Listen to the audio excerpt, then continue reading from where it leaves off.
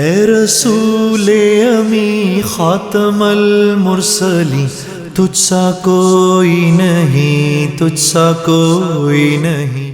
پاکستان میں جو ایسی فرسودہ رسمیں ہیں جن کا مذہب سے دور دور کا کوئی تعلق نہیں ہے، آج ہمارے معاشرے میں اگر کسی کے قتل کے بدلے میں قصاص کے طور پر یا خراج کے طور پر جو قتل کرنے والے قبیلہ یا خاندان ہو، اس کی کسی بیٹی کا ہاتھ مقتول کے قبیلے یا خاندان کے کسی فرد کے ہاتھ میں دیا جائے تو ہم یہ سمجھتے ہیں کہ یہ ایک فرسودہ رسم ہے۔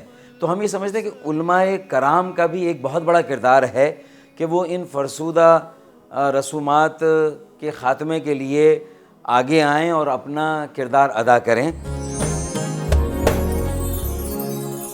آپ یقیناً پہچان گئے ہوں گے، ڈاکٹر فاروق ستار صاحب سیاسی رہنما ہیں۔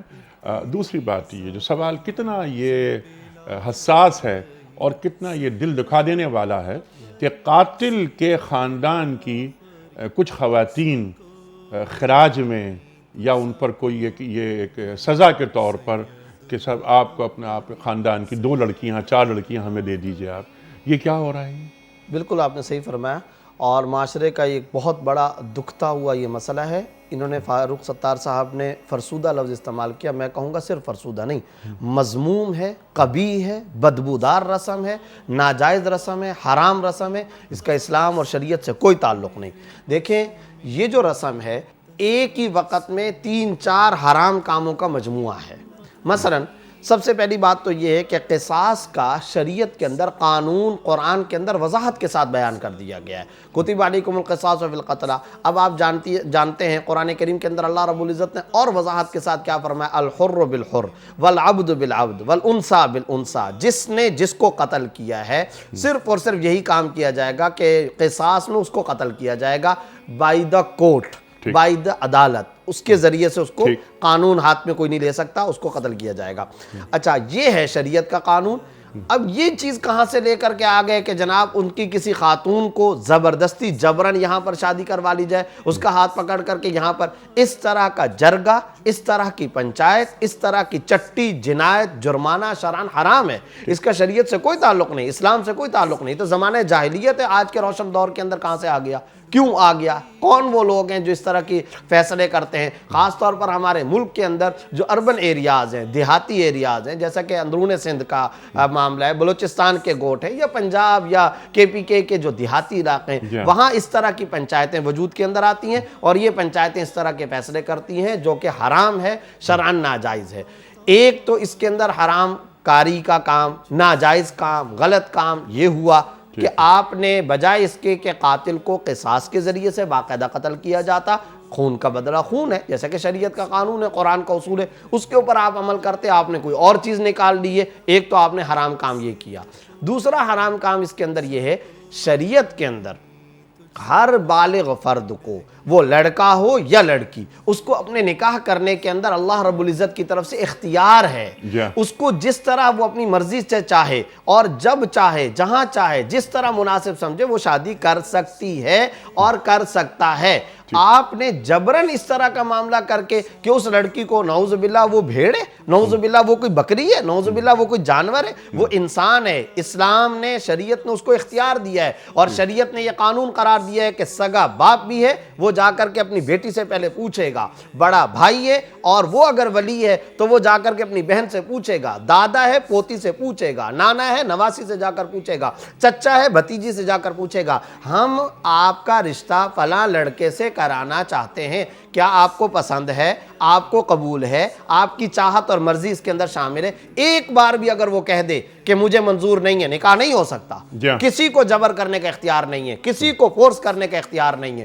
اور یاد رکھیے مصیبت تو یہ ہے اس طرح کے کاموں کا ملبہ اسلام پر ڈالا جاتا ہے۔ اگر لڑکی انکار کر دے تو ہمارے بہت سارے پختون علاقوں کے اندر یہ سمجھا جاتا ہے کہ اس نے کوئی بغاوت کا کام کر دیا، اس نے کوئی سرکشی کا کام کر دیا، وہ منع کر رہی ہے تو ہمارے خاندان کی ناک کٹ جائے گی. غیرت وہ غیرت ہے جو اللہ کے نزدیک غیرت ہے. اس حیا شرم حمیت وہ غیرت اور وہ حیا وہ شرم اور حمیت کاؤنٹ ہوگی جو اسلام کی نظر میں ہے, قرآن کی نظر میں. جو میرے تصور کے اندر غیرت اور حمیت کا تصور ہے وہ اسلام سے اگر میل نہیں کھاتا, ہرگز وہ غیرت نہیں ہے. صاف لفظوں میں کہتا ہوں وہ بے غیرتی ہے, وہ بے حیائی ہے, وہ بے شرمی ہے, اس لیے کہ وہ اسلام کے ساتھ متصادم ہے. زمانہ جاہلیت کی فرسودہ رسومات ہیں, اب یہ زمانہ جاہلیت کی رسمیں ہیں, خواہ وہ پختون علاقے میں ہو کسی یا بھی جگہ بلوچ پر, علاقے کسی بھی میں جگہ ہو, مختلف علاقوں کے اندر ہے. وہ اربن جیسا آپ نے کہا کہ اربن علاقوں میں ہو یا رورل علاقوں میں ہو, شہر میں ہو, دیہات میں ہو, دیہات میں زیادہ ہوتی ہے. یہ بات آپ نے بجا فرمائی.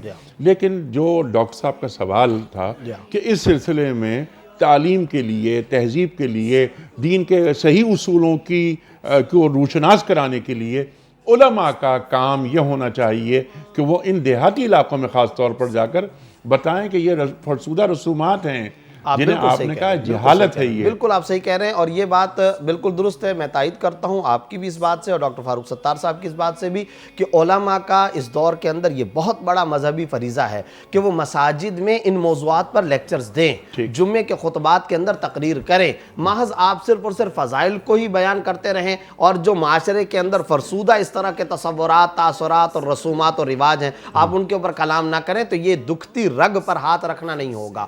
ان کے پیٹ میں درد ہے, آپ سر کے درد کی گولی دے رہے ہیں. جو قوم کی ضرورت ہے آپ اس کے اندر انٹرسٹ لیں, مزاج شناسی سے کام لیں. نفسیات شناسی کا تقاضا یہی ہوتا ہے. ایک عالم دین, ایک خطیب جمعہ ماہر نفسیات ہونا چاہیے, وہ مزاج شناس امت ہونا چاہیے, قوم کی مزاج اور ضرورت کے مطابق اس کو گفتگو کرنی چاہیے تاکہ عوام الناس دین میں کشش محسوس کرے, دین سے قریب آئے, معاشرے دین بیزار نہیں بنے. اور وہ یہ سوچیں کہ خطیب صاحب میرا مسئلہ بیان کر رہا ہے, جو میری ضرورت ہے اس کو بیان کر رہا ہے, ہوائی فلسفے نہیں بیان کر رہا بلکہ میری بات کر رہا ہے. یہ میرے دل کی بات ہے, میرے خاندان کی بات ہے, میرے قبیلے, میری کمیونٹی, میرے اعزاء اقربا خاندان کا یہ مسئلہ ہے جس کو یہ خطیب صاحب بیان کر رہا ہے. یہ آج کے دور کا علماء کے اوپر بہت بڑا فریضہ ہے, بہت بڑا فریضہ ہے. لیکن میں اس کے ساتھ ساتھ ایک بات اور بھی کہتا ہوں. دیکھیے ہمارے ہاں مختلف قسم کی این جی اوز ہیں.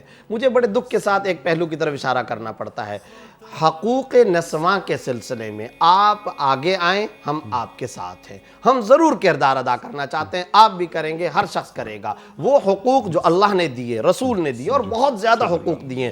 ایک عورت کو رسول اللہ صلی اللہ علیہ وسلم نے جو عزت, جو رفعت, جو بلندی, جو مقام بلند عطا کیا, آپ اگر قرآن و حدیث کا مطالعہ کریں بتائیے کتنی بڑی عزتیں عطا کی ہیں, کتنی رفعتیں, بلندیاں, درجات کی اونچائیاں, نمایاں پن عطا کیا ہے.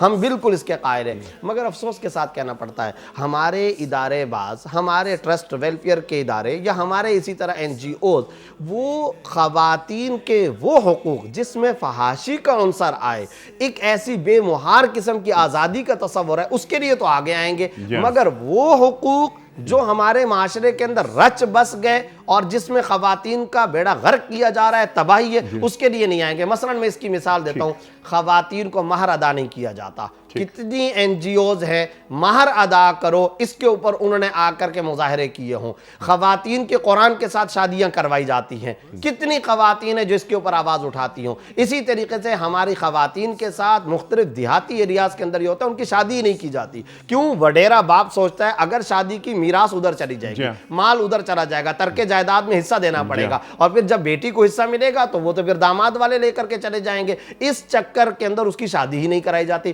یہ جو شادی نہیں کرائی جاتی, یہ جو قرآن سے شادی کا تصور ہے, یہ جو مہر ادا نہیں کیا جاتا. اسی طریقے سے ہمارے دیہاتی ایریاز کے اندر میراث کے اندر حصہ نہیں دیتے, بہن کا حصہ کھا جاتے ہیں. یہ جو حصہ نہ دینا, میراث اور ترکے کے اندر اس کو شامل نہ کرنا, یہ سارے حرام تصورات ہیں. کیا عورتوں کے حقوق صرف وہی ہیں جو ان کو باہر چلنے پھرنے کی آزادی سے متعلق دیے جائیں؟ کیا یہ عورتوں کے حقوق نہیں ہیں؟ کیا یہ حقوق نسواں نہیں ہے؟ اس کے اوپر بھی ہمارے سیاسی اداروں کو بھی, ہماری سیاسی جماعتوں کو بھی بات کرنی چاہیے. میں محترم فاروق ستار صاحب سے بھی اور تمام سیاسی لیڈروں سے کہتا ہوں, فرسودہ روایات کے خلاف آپ کھڑے ہیں, ہم آپ کے ساتھ کھڑے ہیں, مگر آپ اپنی جماعت کی اور اپنی مختلف سیاسی پالیسیاں بناتے وقت ان پالیسیوں کے اوپر بھی اس حوالے سے بھی ضرور نظر ثانی کیا کریں, کہیں وہ اگینسٹ قرآن و سنت تو نہیں ہے. ان دی لائٹ آف دی قرآن و سنہ, قرآن و سنت کی روشنی میں آپ اپنے مطالبے کا بھی جائزہ لیا کریں, آپ اپنی پالیسیوں کا بھی جائزہ لیا کریں. اور یہ صرف اور صرف کسی ایک سیاسی لیڈر نہیں, تمام سیاسی لیڈروں کی خدمت میں میں مؤدبانہ گزارش ہے،